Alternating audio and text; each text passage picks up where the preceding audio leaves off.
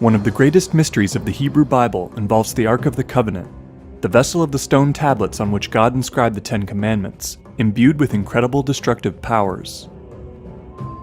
The Bible makes frequent and detailed reference to the extraordinary power of the Ark, but the object inexplicably vanishes from historical record sometime in the 6th or 7th century BCE.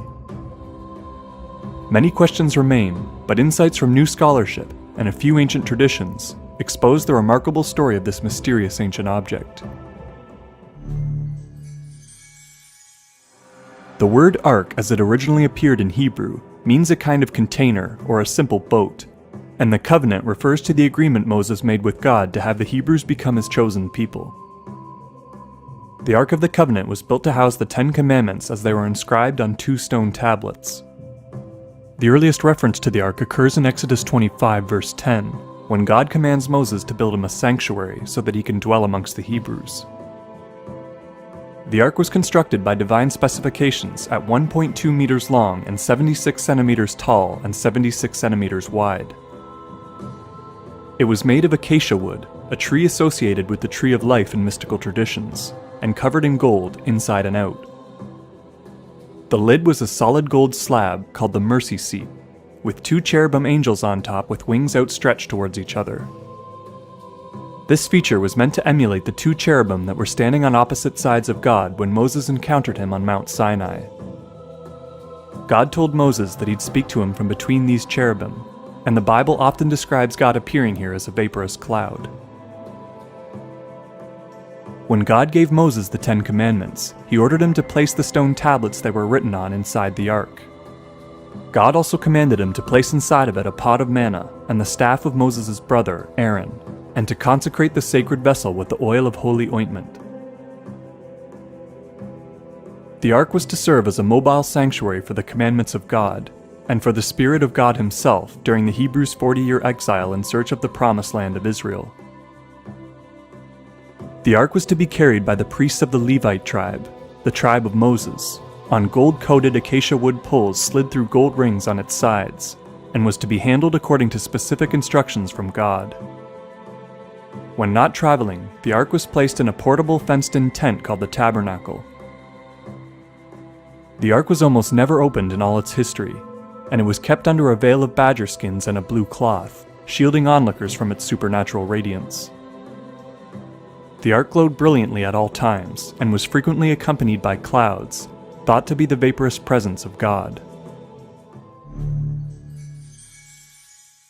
During their period of exile, the Hebrew tribes used the ark to incredible effect, both as a weapon against hostile forces and as a tool for manipulating the environment. It was brought into battle in their wars against the Amorites, the Midianites, and the Philistines. In Joshua 3, the river Jordan dried up under the feet of the priests carrying the ark across. Later, the Hebrews marched the ark around the city of Jericho once a day for 7 days, allegedly causing the stone walls to come crashing down when the priests sounded their horns. The ark was also consulted as a divining tool before several important battles.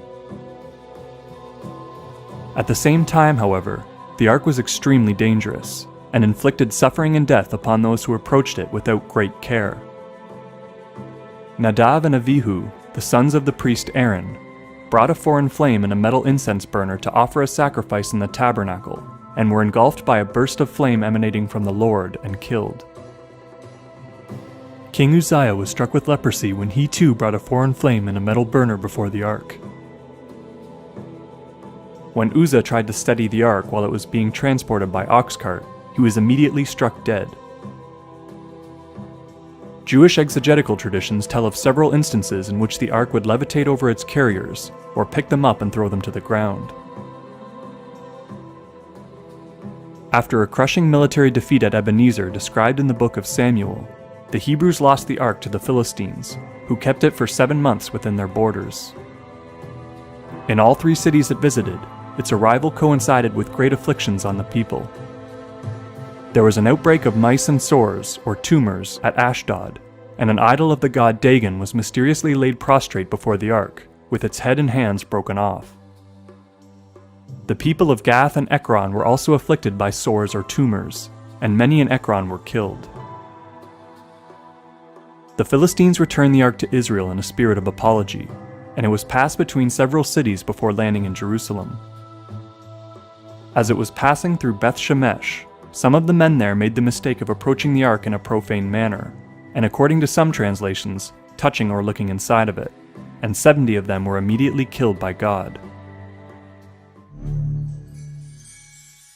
The ark passed through the care of a number of priests after the Hebrews settled the Promised Land, and before the unification of the kingdom of Israel under King David around 1000 BCE. David decided to build the temple as a place of rest for the Ark of the Covenant, and received a plan for its construction from God. But it was Solomon, David's son and second king of the Israelites, who built it. The Temple of Solomon was built on a sacred rock thought to be the place from which the creation of the earth began. The ark sat directly on this rock, called the Shetiah, or foundation stone, enclosed in its own sacred space called the Holy of Holies, where it was safely guarded from the laity. Only the high priest was allowed to enter the Holy of Holies, and only once a year under strict conditions. A few essential rituals, including burning incense and wearing heavy robes, saved the high priest from death in the ark's presence. The Israelites maintained the ark in the Temple of Solomon at least until Uzziah was struck with leprosy in 740 BCE, and most likely until 701 BCE, when the prophet Isaiah wrote of the miraculous slaughter of the Syrian army besieging Jerusalem, an event that seems to have involved the ark. After this, the ark simply vanishes from record, with no mention in scripture of how or why. It's only brought up again to comment on its absence. The first indication that the ark had been removed from Solomon's temple occurs in the book of Jeremiah, written in 626 BCE, when the prophet foresees a time when the Israelites will no longer miss the ark of God. Passages from Kings and Deuteronomy provide further clues that it was gone under the reign of Josiah, which spanned from 641 to 609 BCE. A passage in 2 Chronicles, written in 622 BCE, makes it clear that the ark was absent from the temple when King Josiah commands the Levites to return it there. So the ark was almost certainly gone by the end of the 7th century BCE. Nevertheless, mainstream academic opinion is that the ark remained in Solomon's temple until the Babylonian king Nebuchadnezzar invaded Jerusalem and destroyed it in 587 BCE. However, the biblical description of the pillaging of the temple makes no mention of the ark, even though it provides a very detailed list of what was taken as booty, and clearly specifies that Nebuchadnezzar's men had removed the doors to the Holy of Holies. The lack of any clear indication of what happened to the ark has led to endless speculation on its whereabouts. Some Jewish traditions suggest that Josiah, or some other late Temple-era king, hid the ark under the wooden storehouse on the Temple Mount, or in a cave that Solomon set aside near the Dead Sea. Archaeologist Lean Rittmeyer has found a cutout piece of rock measuring the dimensions of the Ark on the Shatia, now contained within the Muslim Dome of the Rock, and suggests that the Ark was hidden under this cutout before the Babylonian invasion. Unfortunately, previous attempts to excavate under the rock have yielded little of interest, and no further excavations are likely to be permitted by religious authorities. Author Graham Phillips believes that the Ark was found by the Knights Templar in the 13th century, and taken away to central England when they fled the persecution of King Philip of France. One of the more plausible explanations for the Ark's disappearance holds that it was taken to Ethiopia and deposited in the city of Aksum, where the Ethiopian Orthodox Church claims it rests today. The church appoints a monk to keep watch over the Ark in the Chapel of the Tablet, at the Church of Our Lady Mary of Zion. These monks tend to die within a few years of their appointment, and frequently develop cataracts on their eyes which they attribute to the power of the Ark. However, no one but the guardian is allowed to enter the chapel, and the Ark is never removed, making the claim difficult to verify. There are a number of historical reasons to believe that the Ark resides at Aksum, however. First, there is a dwindling but ancient population of Jews in parts of Ethiopia who claim to have come from Israel thousands of years ago. The Falashas, or Beta Israel as they're called, practice an archaic form of Judaism not observed in Israel since the time of the Ark's installment in Jerusalem. The pagan Kamat north of Lake Tana in northern Ethiopia practice many of the ancient Jewish dietary restrictions, and worship in sacred groves as some of the early Hebrews did in the time before the temple. It's possible that there was already a strong Jewish presence in Ethiopia by the time of the Ark's disappearance.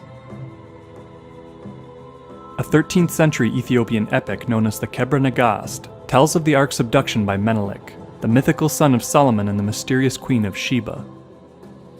Menelik stole the Ark while visiting his father and brought it to Ethiopia via the Nile and Takazi rivers, into what the document claims was the native land of Sheba. However, Aksum did not exist in the time of Solomon, and there is very little evidence that anyone named Menelik ever existed, or that Solomon ever had a child with the Queen of Sheba during their rendezvous in Scripture. Various traditions amongst the Falashas offer more plausible accounts for the Ark's arrival. Some hold that the Jews leaving Israel at the time of Menelik's mythical voyage passed through Aswan in Egypt first, and others claim that they built a temple and remained there for several hundred years.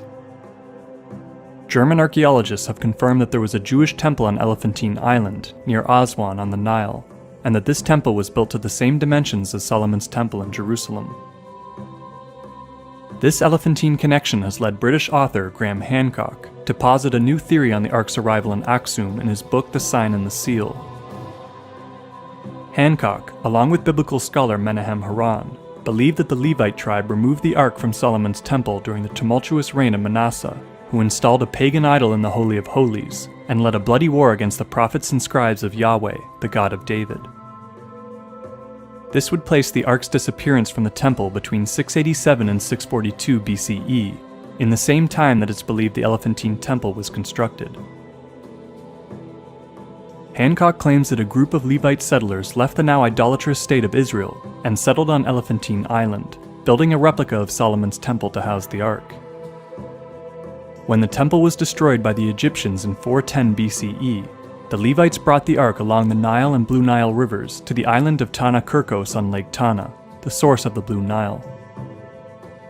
Hancock claims that the Ark remained for 800 years at Tana Kirkos, as per Falasha tradition, before being brought to Aksum in the middle of the 4th century AD, under the reign of the Christian Aksumite king Azana. Ethiopian traditions say that it was briefly removed to escape pillaging in the 10th and 16th centuries, but has otherwise remained at the Church of Our Lady Mary of Zion that Azana first constructed for the Ark. The Ark moved to the present chapel only in 1965. Mainstream scholarship is at a loss to account for the remarkable powers attributed to the Ark in biblical sources. One prominent explanation is that instead of the tablets containing the Ten Commandments, the Ark contained radioactive fragments of a meteor found by Moses on the top of Mount Sinai. The Hebrews were known to collect holy stones and gems, and to use them for ritualistic and divining purposes. Others postulate that the ark was some kind of an electrical device that killed its victims with violent expulsions of charge. The entire inner surface of the Holy of Holies was coated in gold, an excellent radiation shield and electrical conductor. Wood is also a great insulator. These materials could be used to great effect with the right source of power. Hancock speculates that Moses found meteor fragments, or some other key ingredient, on top of Mount Sinai during his 40-year exile, before freeing the Hebrews from Egypt. He then led the Hebrews back to the site, ascended the mountain alone, and built this material into the ark using ancient, now lost knowledge he would have gained in his time as a prince in Egypt. There are several depictions of ark-like objects carried in ritual processions on long poles at Egyptian holy sites, and it's likely that Moses would have been instructed in ancient Egyptian knowledge and occult magic as a potential successor to the throne. Others, of course, suggest that the supernatural abilities of the ark were all made up, and that in reality, it was no more than an ordinary vessel for some important holy relics. The Ark of the Covenant may be the greatest mystery of the Judeo-Christian heritage. Scholars cannot agree on what it contained, how it functioned, when it disappeared, or where it is today. That the Ark's no longer a concern to Jewish groups today is remarkable in its own right, given its central place in the religious life of their ancient predecessors. The one object to contain God's Spirit, and the instrument through which multiple supernatural acts occurred that saved the nation of Israel, simply vanished from history. We may never know what the Ark was or where it went, but the many references to it in Scripture suggest that someone in ancient times knew how to build something that we can no longer build today.